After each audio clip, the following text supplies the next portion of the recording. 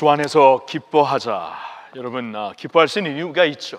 그렇죠? 주님께서 이루신 구원, 하나님께서 그리스도 예수를 믿고 따르는 자들에게 주시는 그 구원이 확실하기 때문에 우리가 이 구원의 기쁨, 감격을 누리며 살 수 있기에 성경은 주 안에서 늘 기뻐하라고 우리에게 말씀을 해주시는 것입니다. 예수님 때문에 기뻐하시기를 축원합니다.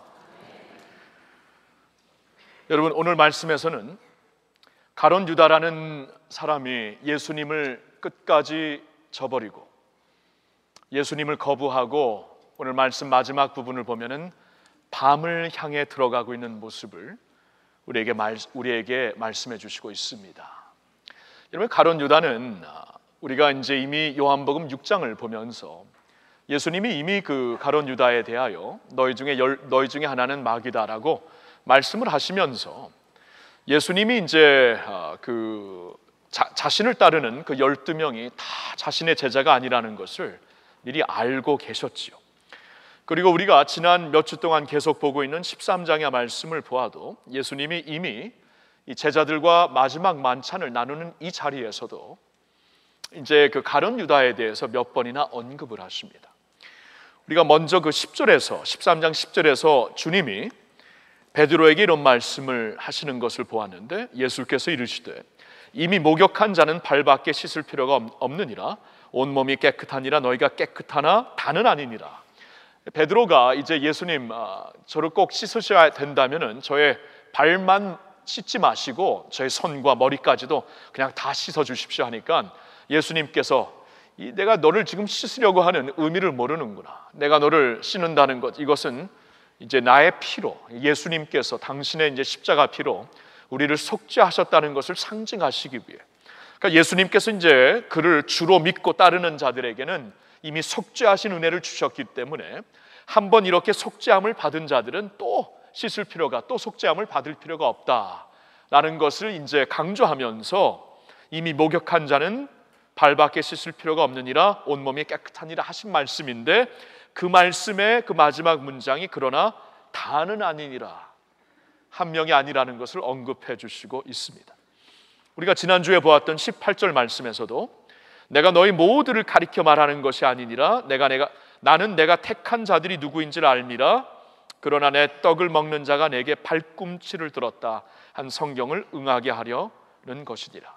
그러니까 너희 중에 한 사람이 이 말이 발꿈치를 들었다는 것은 무슨 말입니까?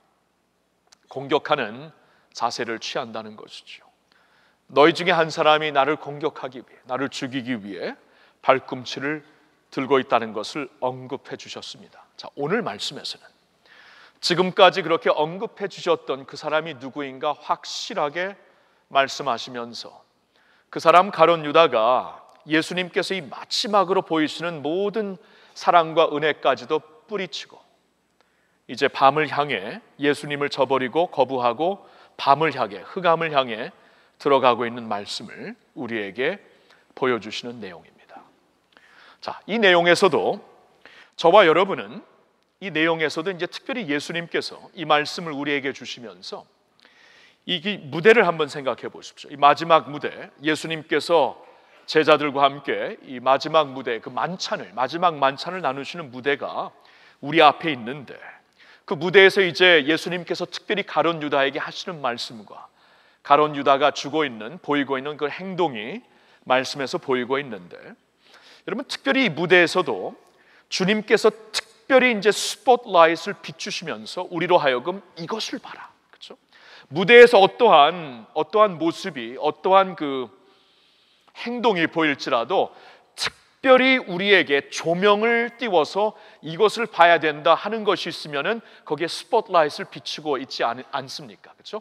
보통 무대에서 연극할 때도 그러는데 예수님이 오늘 주시는 말씀을 잘 보면은 이 마지막 예수님이 12 제자들과 함께 대화를 나누시며 특별히 가룟 유다에게 대화하시는 이 내용을 보을 때에 예수님께서 특별히 이제 여기에다 초점을 두시고 이 성령님께서 이 말씀을 쓰게 하셨을 때 바로 이면에다 그 조명을 비추시면서 보라고 하시는 그러한 그 몇 가지가 있습니다. 그걸 먼저 보고 이 말씀이 오늘 우리에게 주시는 권면과 교훈이 무엇인가 나중에 보도록 하겠습니다. 먼저 여기서 조경으로 우리에게 보이고자 특별히 보이시고자 하는 것은 예수님의 마음입니다. 그렇죠? 예수님의 마음. 그래서 오늘 본문이 시작되는 21절에도 주님께서 지금 굉장히 괴로워하시는, 당신의 속이 너무나 괴롭다고 고백하시는 내용이 21절에 나와 있습니다. 예수님의 마음은 지금 괴로우셨습니다. 왜요? 가룟 유다 때문에, 그를 사랑하시기 때문에. 여러분, 우리가 보았죠. 13장이 시작되면서 1절에 예수님이 이제 마지막 때가 오신 것을 아시고 이제 곧 십자가에 달려 죽으시면은 아버지께로 당신이 돌아가실 것을 아시고 사랑하기로 결단을 하시는데, 끝까지 사랑하기로 결단을 하시는 주님의 마음을 우리가 볼 수 있었습니다. 지금 이 자리에서도 주님의 마음은 변하지 아니하신 것입니다. 주님께서는 이 가룟 유다를 향해 사랑하는 마음이 아직도 뜨거우셨던 것입니다. 이 제자가 자신을 버리고 하나님이 공급하시는 은혜의 자리에서 떠나고자 하는 가룟 유다를 보시면서 주님은 심히 괴로우셨던 것이에요. 여러분, 예수님이 그 자리에서 조금 전에 제자들의 발을 씻기셨는데 가룟 유다의 발도 씻기셨을까요? 아니면 네 발은 아니다 하고 넘어가셨을까요? 성경을 보니까 씻기셨습니까? 맞죠? 이렇게 하나만 여쭤보면 맞는 거죠. 네 하면 됩니다. 분명히 씻기셨죠? 네, 분명히 씻겼어요. 왜냐하면 가룟 유다의 발만 보고 너는 아니다 하고 지나가지 아니하셨거든요. 그러니까 예수님께서 이제 사랑하시기로 결단을 하시고 가룟 유다의 발까지 씻겨주셨다는 겁니다. 그리고 오늘의 말씀의 내용을 잘 한번 구체적으로 우리가 살펴보면은 그때 예수님께서 가룟 유다를 어디에 앉히셨는가를 알 수가 있습니다. 여러분, 그 당시에 이 팔레스타인 문화에서 이 만찬을 나누기 위해 이렇게 밥상 앞에 앉으면은 우리가 알고 있는 네모난 밥상이 아닙니다. 말굽과 같이 이렇게 휘어진 밥상입니다. 그래서 그 수종 드는 자가, 서빙하는 자가 이렇게 열려진 곳으로 들어와서 쭉 다니면서 서빙을 했던 곳입니다. 그러면은 그때 뭐 의자가 특별히 있었던 것이 아니니까 다들 바닥에 앉는데, 이 팔레스타인 문화에 어떻게 그 당시 앉았냐 하면은 이 밥상, 낮은 밥상에 다리가 뒤로 가고 앞으로 이 왼쪽 팔꿈치를 이렇게 앞으로 기대면서 살짝 눕는 자세로 오른손으로 가서 이렇게 먹는 그러한 문화였습니다. 오늘 말씀을 자세히 보면은 예수님이 사랑하시는 제자, 그러니까 요한이죠. 요한이 주님의 옆에 있다가 주님의 가슴에 안기었더라 하였으니까 요한은 분명히 예수님 우편에 앉아 있었던 것입니다. 요한복음을 기록하고 있는 요한은 우편에 앉아 있다가 예수님의 품에 이렇게 같이 앞을 보며 뒤에 발을 뻗고 앞을 보며 왼쪽 이 팔을 이렇게 기대면서 안고 있었기 때문에, 살짝 엎드렸기 때문에 예수님의 가슴에 안길 수 있는 그러한 자세였던 것입니다. 오른쪽에 요한이 있었고, 그러면 가룟 유다는 어디에 앉았던 것인가? 예수님께서 분명히 그러한 그 자세에서 오른손을 가지고 떡을 떼어 주셨다는 것은 바로 옆에 앉았던 것입니다. 가룟 유다가 바로 예수님 옆에 앉았던 것이에요. 여러분, 생각을 해보세요. 제자들도 마지막 순간까지 예수님의 좌우편에 누가 앉게 될 것인가 마지막까지 논쟁을 하고 있었잖아요. 그러니까 예수님의 오른편과 왼편에 앉아 있는 것은, 그것은 아누로볼, 그것은 그 존중함을 받는 자리입니다. 근데 예수님께서 그날 저녁에 가장 존중함을 받는 두 자리 중에 한 자리를 가룟 유다에게 주셨다는 것입니다. 가룟 유다가 무엇을 할 줄 아셨지만 주님은 그를 사랑하시되 끝까지 사랑하시기로 결단을 하셨고, 그래서 그의 발을 씻겨 주셨고, 그리고 바로 당신의 옆에 앉히시게 하시었어요. 식사를 나누는 동안에 1시간, 2시간, 3시간 흐를 수 있었겠지만 예수님은 가까운 자리에서 당신의 맥박 소리를 가룟 유다에게 들려주신 것이고, 가룟 유다로 하여금 예수님의 그 대화를 가장 가까운 자리에서 예수님의 음성을 듣고 예수님과 대화를 나눌 수 있도록 그 자리에 인도를 하셨다는 것입니다. 그리고 가룟 유다에게 떡을 떼서 주셨다는 것은 이건 보통 제스처가 아닙니다. 그 당시에 떡을 떼어서 누구에게 주었다는 것은 나와 당신은 진짜 가까이 친밀하게 교제하는 관계이다라는 것을 보여주는 제스처입니다. 떡을 떼서 주면서 내 형제요, 나와 교제하는 자요 하면서 떡을 떼어 그에게 주셨다는 것입니다. 여러분, 이 디테일이 그냥 읽으면은 이 그 세부적인 상황이 그냥 우리 머릿속에 들어오지 않고 그냥 읽을 수 있지만, 자세히 읽으면은 이 모든 이 그 세부 사항이 우리에게 보이기 시작합니다. 그러면서 예수님의 마음을 읽을 수가 있어요. 마지막 순간까지 안타까워하시는 예수님.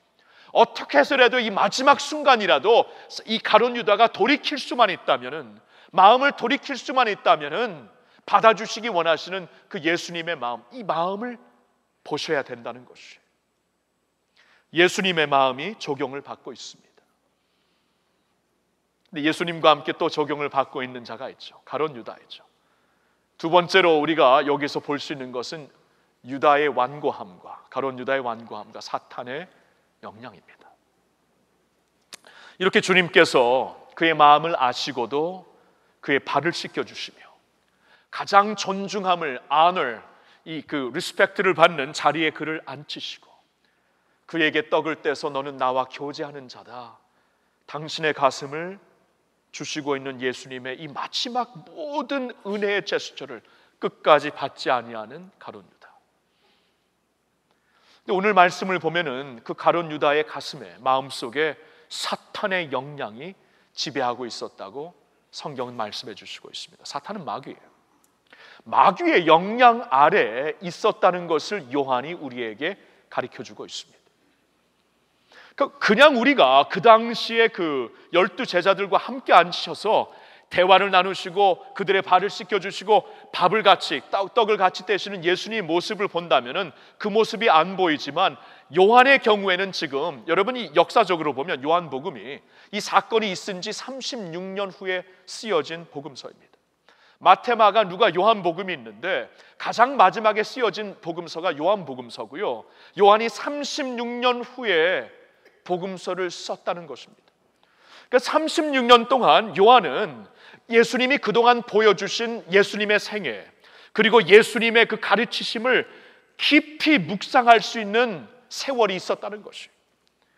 그리고 요한은 예수님이 이제 그 십자가에 달려 죽으시고 부활하신 모습, 부활하시면서 40일 동안 그들과 함께 계셨던 그때, 그리고 부활 40일이 지난 후에 하늘로 승천하시는 그 모습을 다 지켜보고 목격했던 자입니다.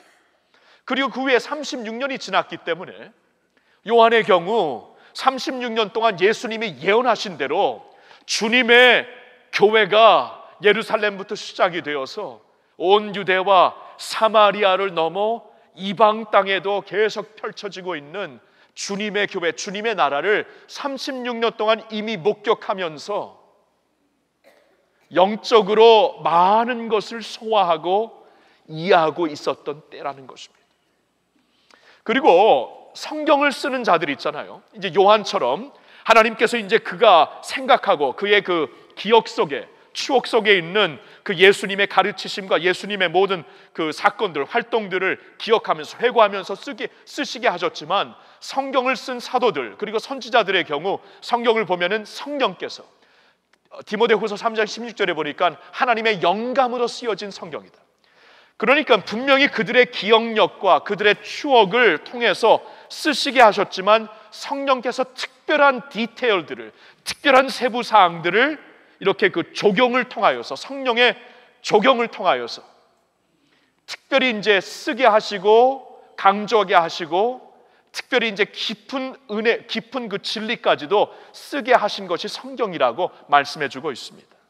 그러니까 요한의 경우 36년을 지나면서 예수님이 하신 말씀, 예수님의 예언이 성취되는 것을 쭉 보면서 영적인 눈으로 모든 것을 보기 시작했는데, 그의 영의 눈에는 사탄의 영향력이 분명히 보였다는 것입니다. 그날 저녁에는 분명히 예수님과 12 제자들만 있었지만 이제 세월이 지나면서 예수님이 가르쳐 주신 주님의 나라와 사탄의 흑암의 어둠의 나라에 대하여서 충분히 묵상을 한 후에 그날 무슨 일이 일어난 것인가 성령님의 도우심을 통해, 조경을 통해, 내적인 조경을 통해 쓰면서 사탄이 그때 영향을 한 것을 여기에 쓰고 있다는 것입니다. 이 면이 오늘 본문을 통해서 우리에게 이렇게 팍 조경이 되면서 우리에게 강조가 되고 있는 모습이에요. 그렇죠? 우리 눈으로 보고 있는 세계가 다라는 것이 아니라는 겁니다. 성경을 보면은 우리의 눈으로 보고 있는 세계가 다가 아니라 눈으로 볼 수 없는 다른 세계가 있다고 말씀을 해주시고 있는데, 그것이 바로 사탄 마귀의 흑암의 권세, 도메인 영역이 있고, 그러나 빛으로 오셔서 하나님의 생명력과 빛에 든 하나님의 나라의 영역이 있다는 것을 보여주시고 있는 것입니다. 여러분, 이걸 우리가 분명히 볼 수 있어야 돼요. 우리가 만약에 100년 전에 살았다면 아니 눈에 안 보이는 것을 가지고 믿으라고 말하는 거 말이 됩니까? 라고 저항할 수 있었을 거예요. 근데 지금 우리가 살고 있으면서 21세기에 살고 있으면서 그런 얘기를 할 수 없는 이유는 물리학을 공부해 보시면은 우리가 모르는 세계가 훨씬 더 많다는 것을 우리가 과학적으로 알고 있습니다. 우리가 보지 못하고 알지 못하는 세계가 훨씬 더 많고, 그 세계의, 그 우주의 원칙으로 말미암아 오늘날 우리가 살고 있는 이 지상의 모든 것이 이루어지고 있다는 것을 우리가 알고 있기 때문에 4차원에 살고 있는 우리 인간으로서 차마 보지 못하고 깨닫지 못하는 훨씬 더 많은 세계와 그 세계의 원칙이 있다는 것을 물리학적으로 다 알고 있어요. 그래서 우리는 더 이상 보이지 않는 것을 보라고 믿으라고 말하는 것은 그 난센스입니다라고 말을 못하는 거예요. 과학적으로 그렇게 말을 못합니다. 근데 하물며 세상의 교과서를 통해서도 다른 세계가 있다고 말을 하면 우리가 그대로 믿는데, 두 번 생각도 안 하고 물리학 책에서 그렇게 말하면 그대로 믿는데, 하물며 하나님께서 우리가 보지 못하는 세상이 있으니까 이 세상에 대해서 알라 말씀을 하시는데 그것을 거부한다는 것은 어리석은 것이에요. 어리석은 것입니다. 하나님께서 우리에게 보여주시고자 하는 영의 세계를 우리가 볼 수 있어야 오늘날 우리의 영적인 상태를 알 수 있는 것이고, 오늘 주님이 우리에게 주시고자 하는 주님의 나라의 진리를 이해할 수가 있는 것입니다.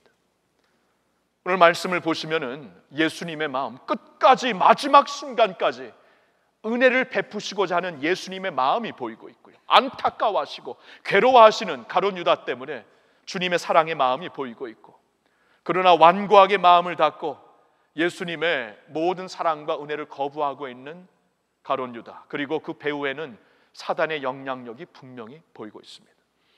자, 그러면 이 말씀을 통해 오늘 저와 여러분들에게 주시고 있는 교훈이 무엇입니까? 이걸 이제 보고 싶은 것입니다. 우리에게 주시는 교훈이 있어요. 이것을 보라고, 성경을 통해 우리에게 보라고 권면을 하시는 것입니다. 그게 뭔가? 첫째로는 충돌하고 있는 영적 세계라는 것입니다.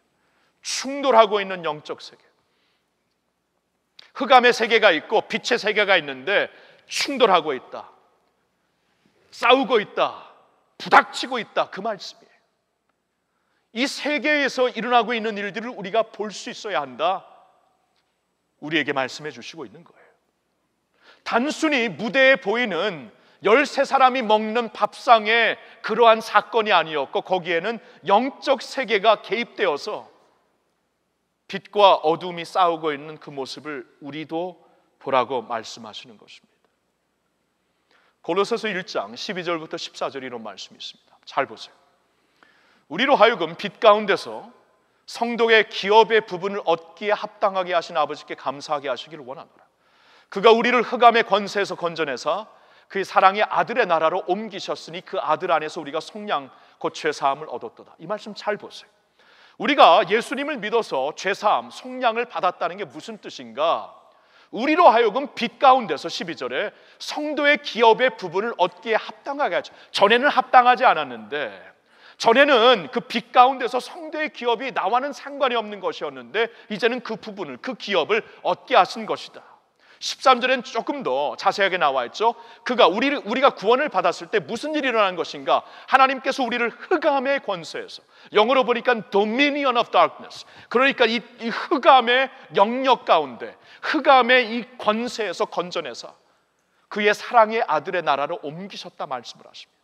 여러분, 이 말씀 잘 이해하세요. 우리가 예수를 믿는다는 게 무슨 말인가? 예수를 믿는다는 게 단순히 어떠한 교리적인 면을 내가 이해하고 단순히 그 교리적인 것을, 아니면 그 철학적인, 종교의 철학적인 것을 내가 그냥 의식하고 인식하는 것이다, 이게 믿는 게 아니라고 말씀을 하는 거예요.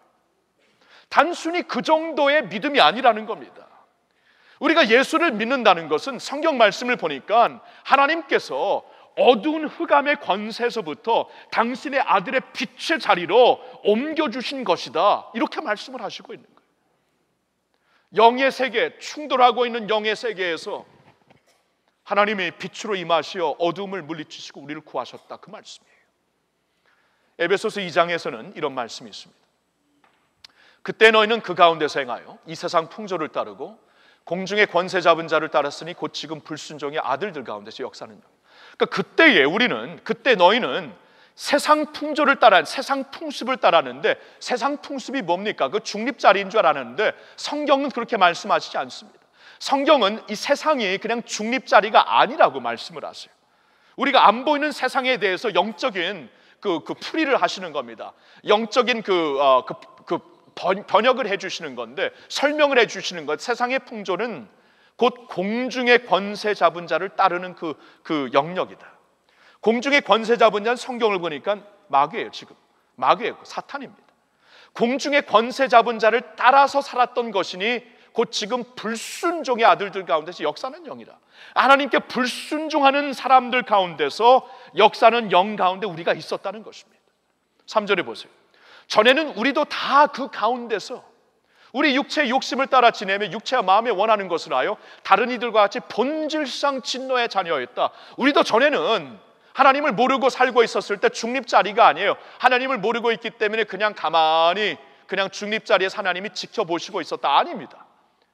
영의 세계를 우리에게 설명해 주시는데, 전에는 우리도 다 그 가운데서 우리 육체의 마음을, 육체를 따라 지내며 육체와 마음에 원하는 것을 하여 다른 이들과 같이 본질상 하나님의 진노를 받을 만한 진노의 대상이었다 말씀을 하고 있습니다. 그런데 어떻게 된 겁니까?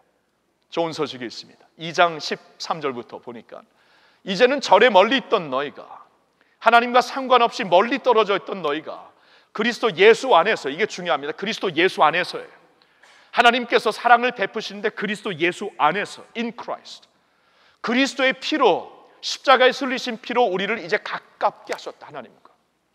어떻게 이렇게 된 건가? 14절에 보니까 그는 우리의 화평이시다. 예수님은 우리의 화평이신다. 우리 둘로 하나를 만드사, 전에는 남남이었던 우리를 둘로 하나를 만드사 원수된 것, 곧 중간에 막힌 담을 자기 육체로 하시고, 우리 가운데 중간에 막힌 담도 하셨지만 가장 중요한 담은 하나님과 막혔던 담을 자기 육체로 십자가에서 헐으셨다, 하시고, 그러므로 19절에 보니까 이제부터 너희는 외인도 아니다, 하나님의 나라와 상관이 없는 외인도 아니다, 나그네도 아니다, 하나님의 약속과 아무런 관계가 없는 나그네도 아니다, 오직 성도들과 동일한 시민이요 하나님의 권석이라 말씀하시고 있습니다. 할렐루야.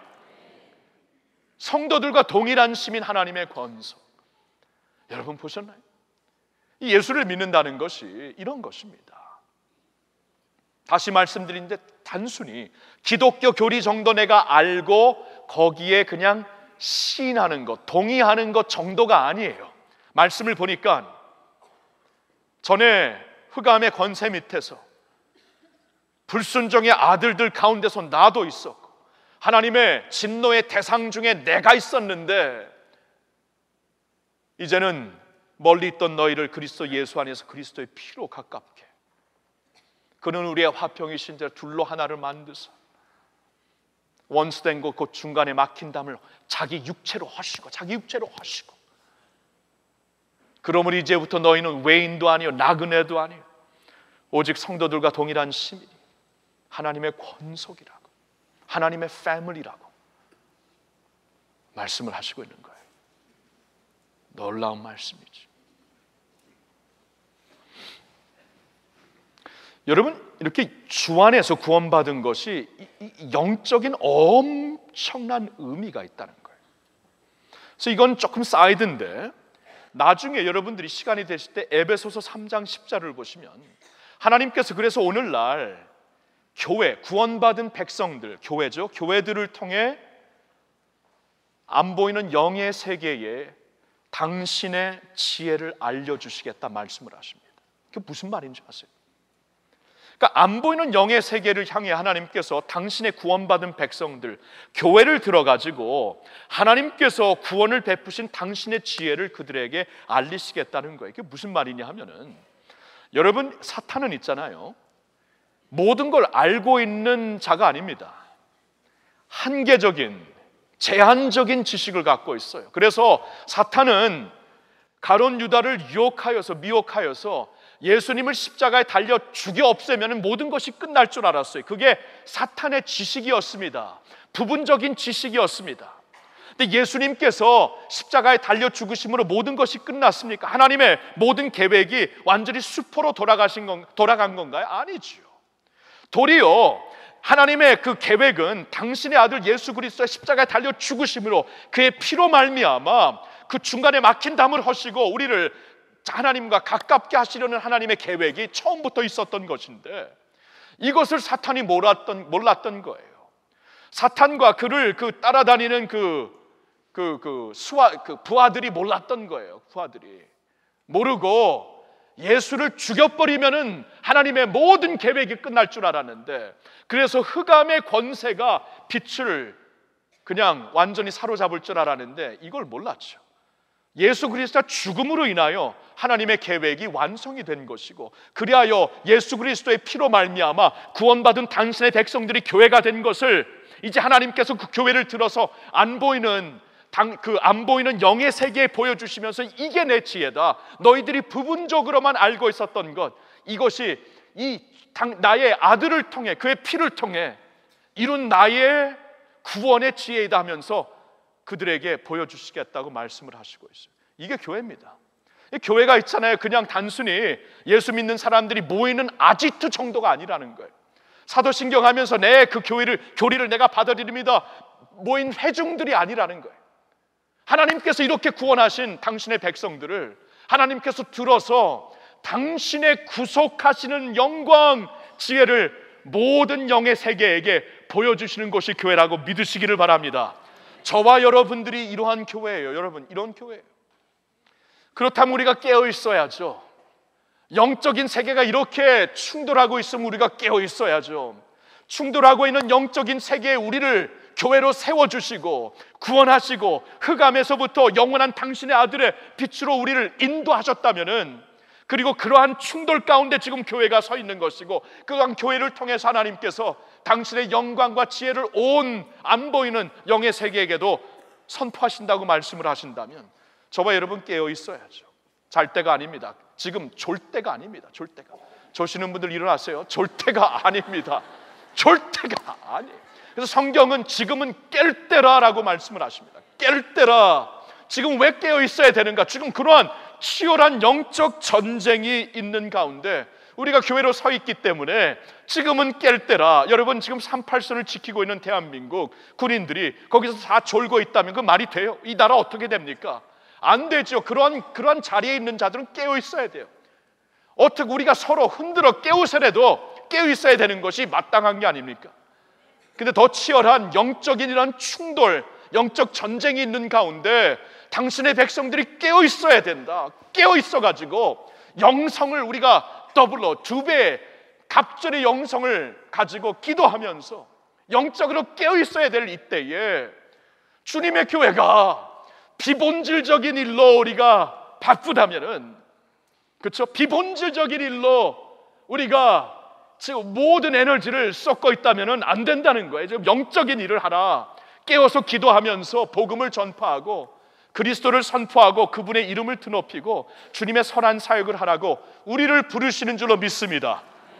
충돌하고 있는 영적 세계를 보셔야 돼요. 그리고 한 가지 더 봅니다.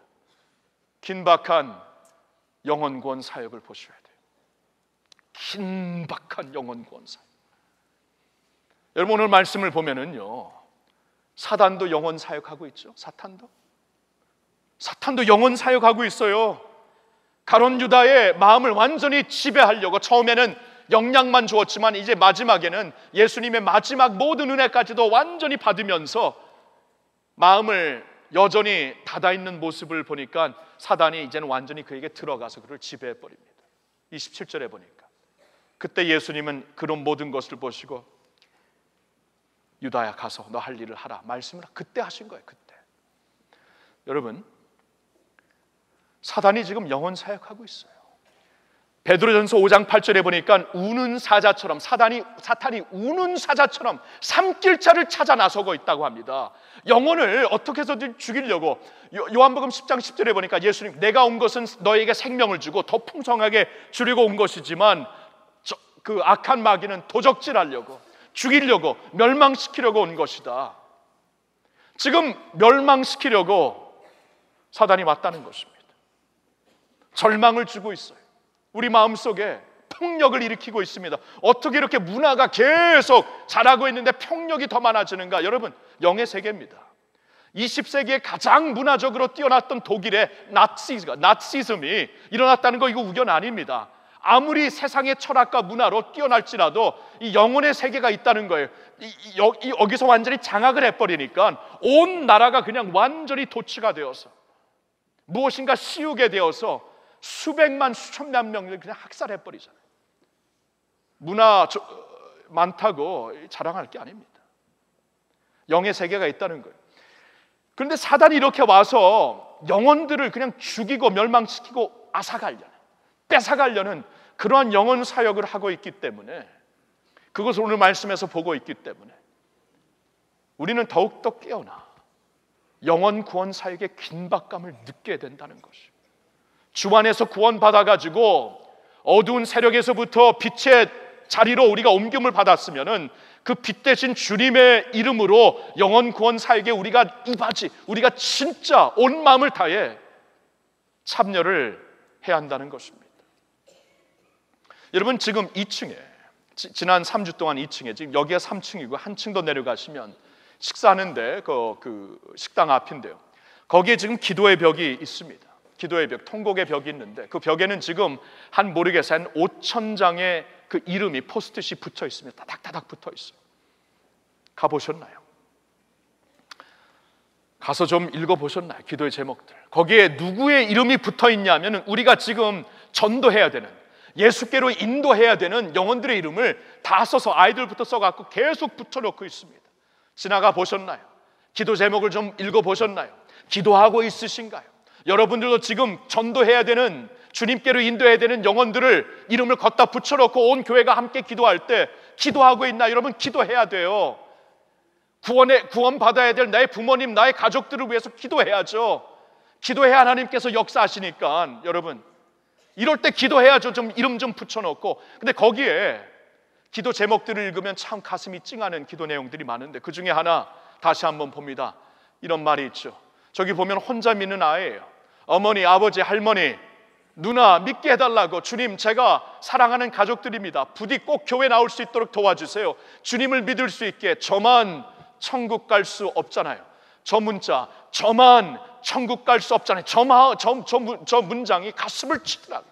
저만 천국 갈 수 없잖아요. 왜냐하면 저도 한때 그랬거든요. 안 믿는 가정에서 예수님을 처음으로 믿어 구원을 받으니까 천국의 소망으로 너무나 기쁨, 감격스러워요. 근데 집에 오니까 아무도 안 믿어요. 아무도 안 믿어. 나만 혼자 천국 가는 게 이게 너무나 끔찍한 거예요. 너무나 끔찍해요. 저만 천국 갈 수 없습니다. 주님 앞에 얼마나 간절하게 울부짖고 매달렸는지 모릅니다.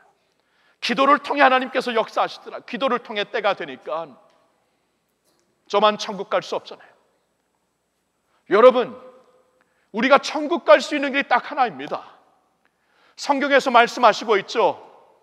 사도행전 4장 12절에 보니까 다른 이로서는 구원을 받을 수 없으니 천하 사람 중에 구원 받을 수 있는 다른 이름을 우리에게 주신 적이 없다, 주신 일이 없다 말씀을 하십니다. 하나님께서 구원의 길을 우리에게 알려주시는데, 여러분, 하나님의 예언이 있잖아요. 하나님의 약속은 구체적입니다. 애매모호하지 않아요. 사람들의 예언은 애매모호합니다.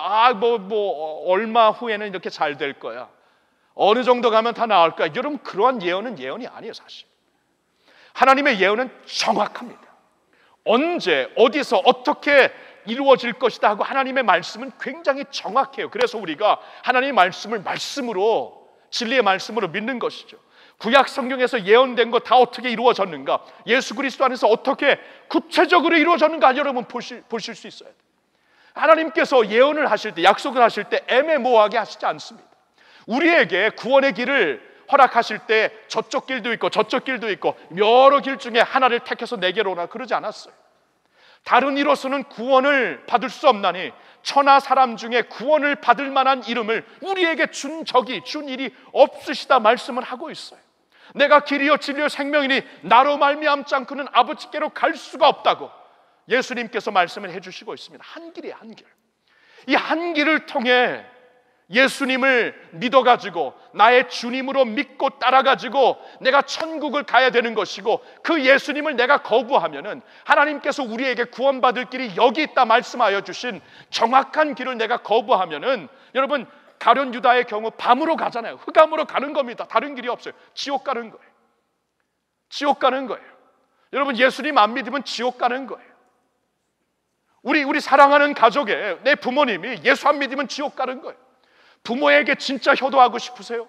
예수님 전하셔야 돼요. 진짜 효도가 뭡니까? 나중에 천국 가서 부모님과 함께 하나님의 천국 복락을 누려야죠. 내 자식들에게 사랑하는 것, 자식 사랑, 진짜 사랑 뭐예요? 진짜 사랑 뭐예요? 여러분, 잘 공부시켜갖고 출세 만드는 것이 이게 자식 사랑입니까? 예수님이 뭐라 그러신지 아세요? 사람이 천하를 얻고도 자기 영혼을 잃으면 무엇이 유익하리요?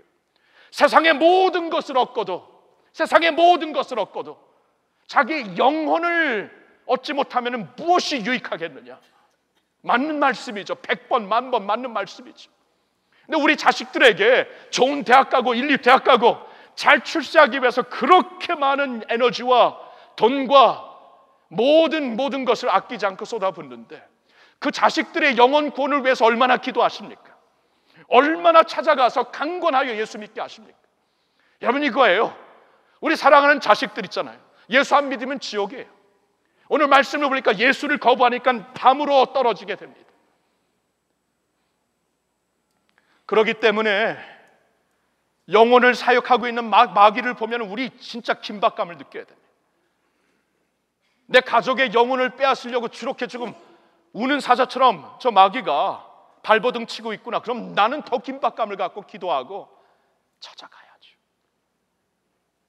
여러분, 일하는 그 오피스에서 옆에 앉아 계신 분 지금 1년, 2년, 3년, 5년째 옆에 앉아 있는데 왜 그 사람을, 전혀 모르는 사람을 오피스 옆에다 앉게 하셨을까? 한 번이라도 하나님의 입장에서 생각을 해보셨나요? 그 영혼에게 예수를 전하라고, 구원받기를 그토록 원하시는 하나님께서 예수를, 구원받는 길을 전하라고 허락하신 게 아닐까요? 그렇죠? 여러분, 1985년도 1월 달에 LAX 공항에서 참 이상한 일이 있었습니다. 진짜 있었던 일이에요. 어느 한 큰 이민 가방이 도착을 했는데 아무도 찾아가지 않는 것입니다. 아무도 찾아가지 않고요, 그 이민 가방에는 어느 이름도 어느 주소도 전화번호도 안 적혀 있습니다. 너무나 사이즈도 너무나 크고 이게 어떻게 된 건가? 며칠 있다가 이 공항에 보안 직원들이 안 되겠다 하면서 그 이민 가방을 열기 시작합니다. 끔찍한 것이 발견됩니다. 숨진 채 발견된 한 여인이 있어요. 어떻게 된 건가 이렇게 수색을 해보니까 그 여인은 이란 여인이었습니다. 그러니까 그 여인은 1985년 된 미국과 이란 사이가 완전히 그 정치적으로 닫혀 있었어요. 교류가 없었습니다. 근데 몇 년 전에 미국에 있는 이란 2세, 3세하고 어떻게 만나서 결혼을 하게 됐는데 비자가 안 나오는 거예요. 비자가 기다려도 안 나와요. 그래서 나중에는 극단적인 길을 택한 것입니다. 그렇게 해서라도 한번 가보려고, 남편의 품에 안겨보려고 갔다가 그렇게 비극을 맞이하게 된 것입니다. 저는 그 기사를 접하면서 아주 깊이 한번 생각해 봤어요. 곰곰하게 생각해 봤습니다. 반드시 가야 되는 그곳에 내가 갈 수가 없으니까 극단적인 길을 선택하고 그것이 나중에 비극이 되지만 그 길이라도 선택해서 가보려고 합니다. 여러분, 모든 인류가 반드시 가야 되는 그곳이 어딘가요? 저와 여러분들 모든 인류, 모든 사람들이 반드시 가고 싶은 그곳이 어딜까요? 한 번 사는 것은 한 번 살다가 죽는 것은 모든 인생에게 주어진 운명인데 그 죽은 후에 반드시 가야 되는 곳이 하나님의 나라인데 반드시 하나님께로 가야 되는데 근데 그 길이 열려 있다는 것이, 그 길은 가지 못하는 길이 아니라는 것이, 그 길은 활짝 열렸어요. 성경을 보니까 예수 그리스도의 십자가 사역으로 말미암아 하나님의 은혜의 보좌 앞으로 나가는 길이 하이웨이처럼 고속도로처럼 열렸다 말씀을 하시고 있습니다. 열린 길이 막은 길이 아닙니다. 갈 수 없는 길이 아니에요. 죽어서라도 가고 싶은 그러한 안타까운 길이 아니고 열려있는 길, 하이웨이처럼 열려있는 길이 되었다는 것입니다. 우리가 극단적으로 이렇게